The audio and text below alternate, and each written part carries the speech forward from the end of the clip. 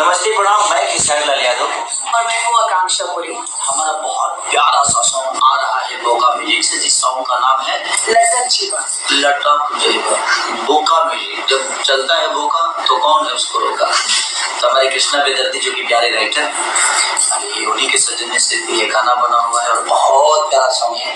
आप लोगों को 2008 और 2009 की याद आएगी इस गाने में। और आकांक्षा जी ने हमारी भोजपुरी के नाम के भी इन्होंने इतना प्यारा और इतने सहमत से काम किया है और इतनी ऊर्जा से काम किया है कि बहुत कम ऐसे एक्टर मिलते हैं जो कि अपने काम को एंजॉय करते हैं। और आकांक्षा जी ने पूरे उस गाने को एंजॉय किया है। तो उस गाने से जितने भी जुड़े हुए हैं हमारे लोग हैं, राइटर हो, सारीलाल सेल्फीराज की आवाज में नया गाना आप सभी के 9 नवंबर को आने वाला है, जिस गाने का नाम है लटक जइवा।